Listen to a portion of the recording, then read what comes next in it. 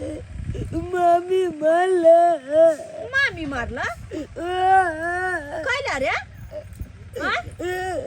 तू जेल गेली ना, हाँ तो हम गेली मामी से चाय मांगेला, हमला कान उमट के भगा देला, माल भगला।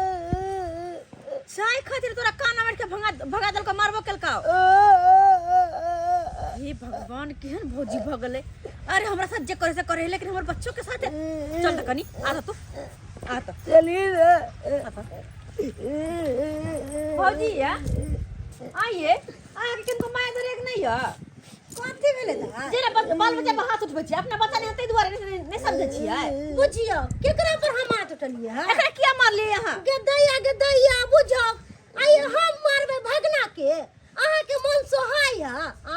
ओना ही हंसी मजाक क लेलिए त काने लगले। आ कथी ले अहाँ कहले छी से बताउ त?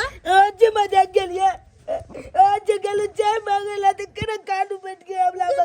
गदैया चाय मांगते तो हम नहीं देबे भगना के। अहाँ के मन सोहाय है?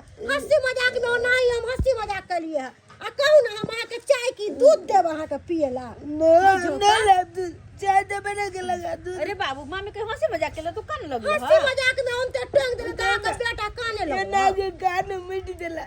देखियो लोग हंसी मजाक में नहीं भगना के कान मेरते है। हां नहीं थे मामी तोरा साथे मजाक केल कहने कानोला नहीं कान कहाँ गेल छलिए है? आय कहाँ? जा से ले झुनल का होता ओ हुनके ओतऽ गेल छलिए। हाँ। सुनलिए कि छौरी के मुंह कान सबटा फाड़ देलकै ओकर से।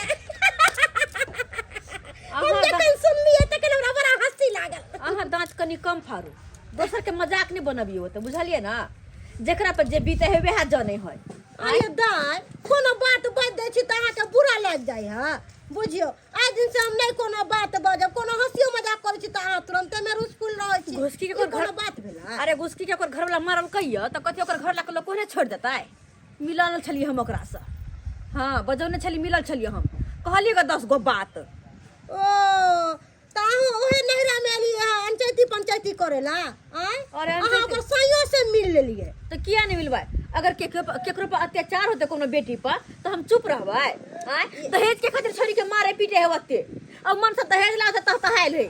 आइए दा एगो अपना बात कमाई में कहू, घूम बुरा दे नहीं रही। मानब त। कथी? अरे केकरो घर वाला से कथी ला अहाँ मिले ले जाबे? अहाँ नहरा में एली है, नहरा में बना के दैया भौजाई, खाओ पीऊ, घर में रहब कि अंगने छिछियाल घुरबे त निक लागैया? ओहो अहाँ के कह के मतलब है केकरो कुछ हो, कोई मर कट जाओ, कोनो मतलब नहीं, चुप रहू में ताला लगा के ना। हां त सही है ना। लेकिन हम नहीं छुवन रहे वाली। दोसर अगर कतु अत्याचार होती तो आवाज उठेबै हम, तेहन में से अरे दोसर के बीच में बोलबै त काल जाके कोनो तरह के बात हो त अहीं पर कहते कि देखी फन्ना के नाना देले त एना बोलत त एना भेल, ताहि दुआरे मुंह बंद क के रहब तेहे में भलाई है।